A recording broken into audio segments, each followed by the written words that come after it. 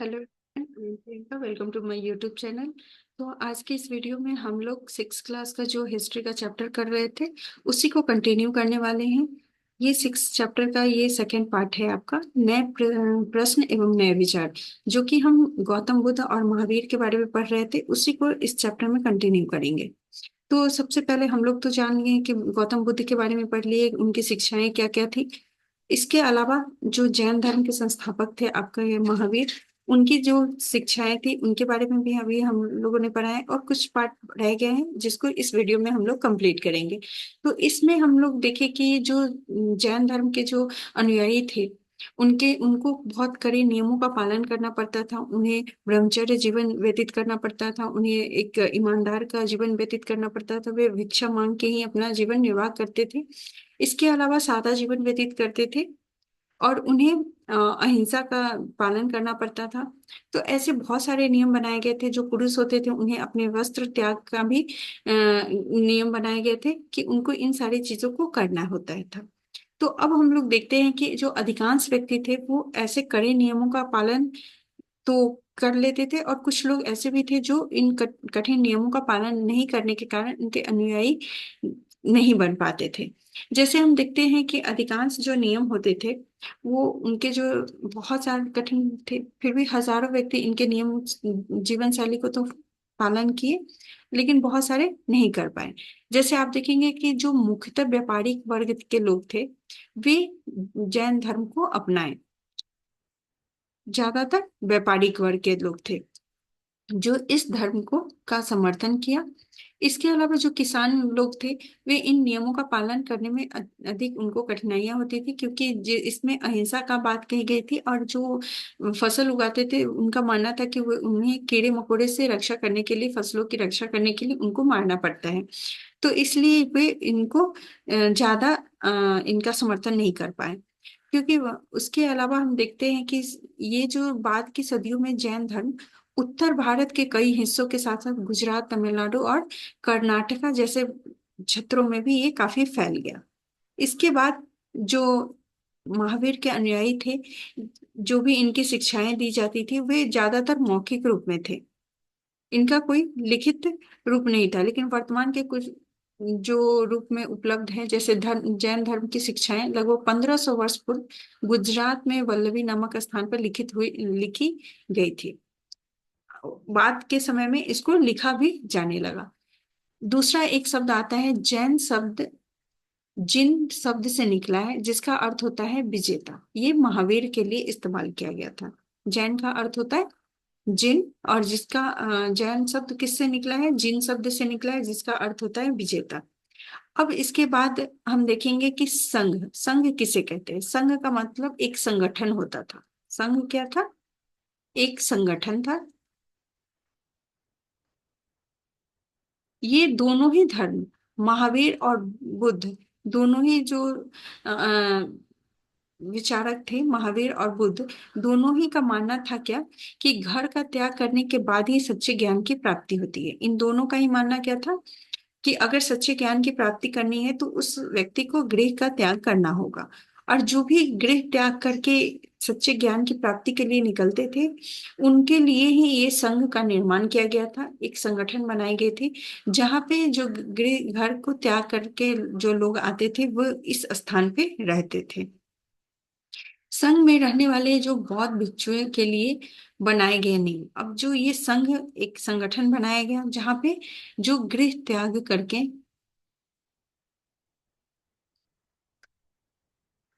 करके जो लोग आते थे, उनके लिए क्या था, इस संघ आते थे, इस संघ में कुछ नियम बनाए गए थे। इस संघ नियम बनाए गए थे, और इन नियमों का उल्लेख, और ये नियम नियम का उल्लेख हमें कहाँ मिलता है? वो विनय पिटक में मिलता है। ये विनय पिटक क्या है?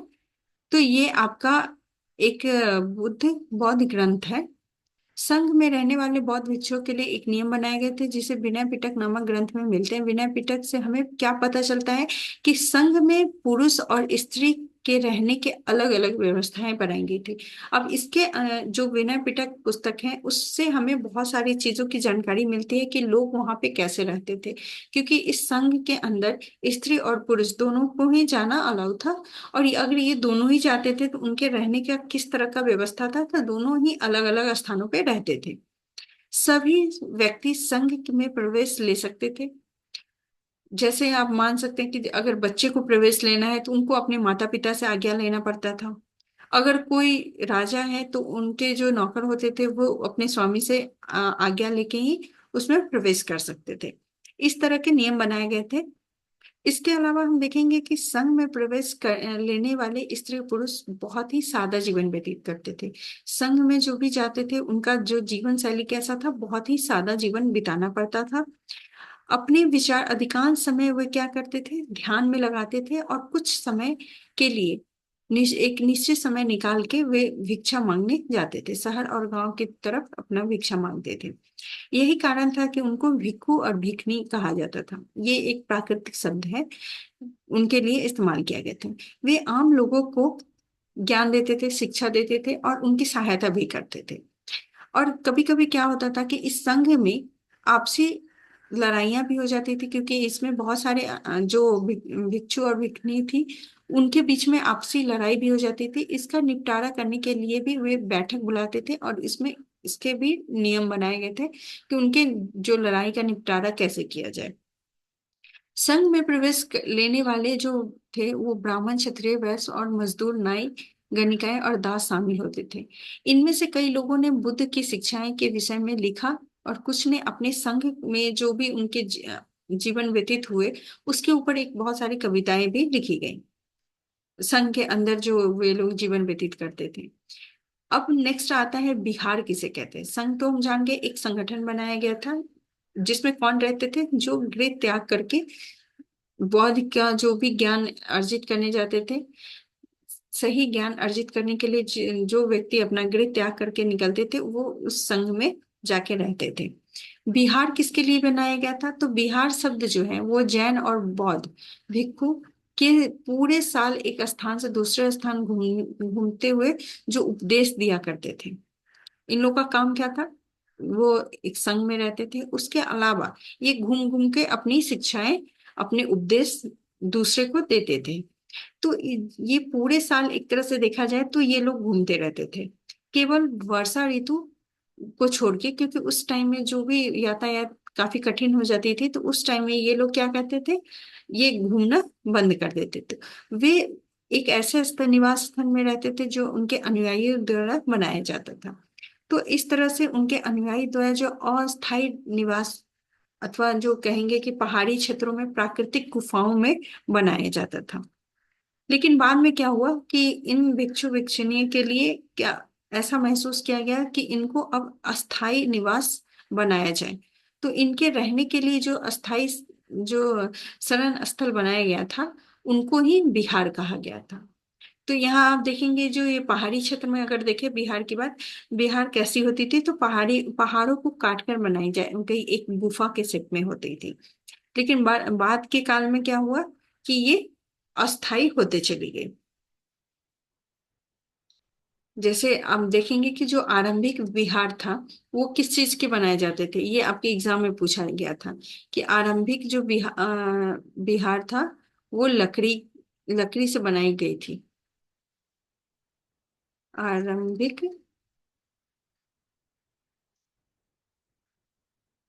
लकड़ी की बनाई जाती थी,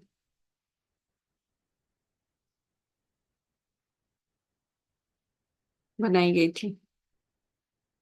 इसके बाद ईंटों का,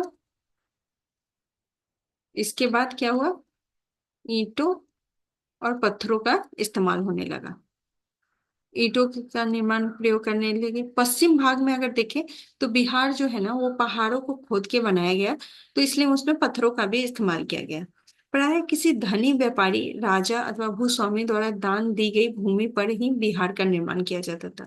ये जो बिहार बनाए जाते थे वो किस तरह की भूमि पर, जो भी राजा या व्यापारी या भूस्वामी द्वारा जो दान में जमीन दी जाती थी उसी जमीन पर ऐसे बिहार का निर्माण किया जाता था। स्थानीय व्यक्ति भिक्षु भिखनी के लिए भोजन या वस्त्र का भी या दवाइयाँ उनके लिए रख भेजते रहते थे। इसके बाद देखेंगे कि उनकी शिक्षा और उसके बदले में ये जो भी भिक्षु थे वो उनको ज्ञान देते थे। आगे आने वाली सदियों में जो बौद्ध धर्म है वो उपमहाद्वीप के विभिन्न क्षेत्रों में फैलते चले गए।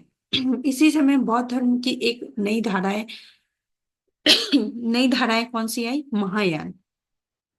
महायान के बारे में भी आपके एग्जाम में पूछा जाता है। महायान बौद्ध धर्म की एक नई धाराएं थी।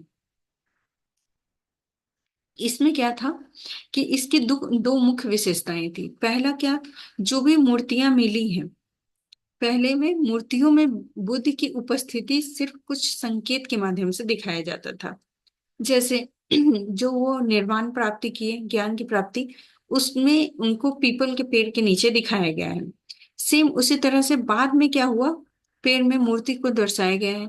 अब बुद्ध की जो प्रतिमाएं बनाई जाने लगी, इसमें से अधिकांश मथुरा तो कहीं तक्षशिला में भी बनाएंगे, बाद में चल के उनकी प्रतिमाएं भी बनाई गई। ये प्रतिमाएं कहाँ कहाँ से मिलती है? एक तो मथुरा और दूसरा आपका तक्षशिला से। दूसरा जो परिवर्तन देखने को मिला वो बोधिसत्व का था। बोधिसत्व क्या हुआ? बोधिसत्व, इसका क्या मतलब होता है? बोधिसत्व उन्हें कहते हैं जो ज्ञान प्राप्ति के बाद एकांतवास करते हुए ध्यान साधना कर सकते हैं। मतलब ज्ञान प्राप्ति के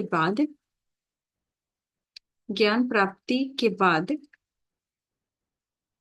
जो एकांतवास करते थे,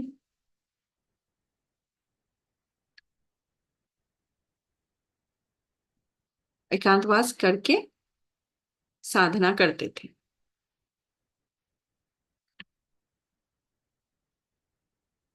उनको बोधिसत्व कहा गया। लेकिन ऐसे करने के बजाय,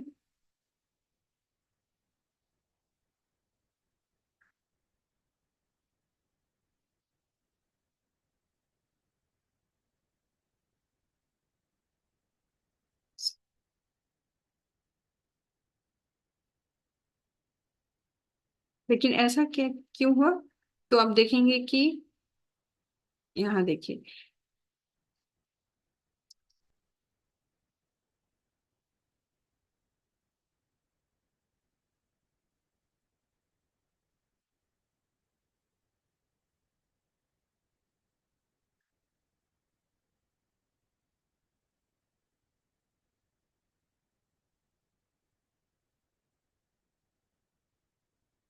यहाँ पे दिखाया गया है बोधिसत्व,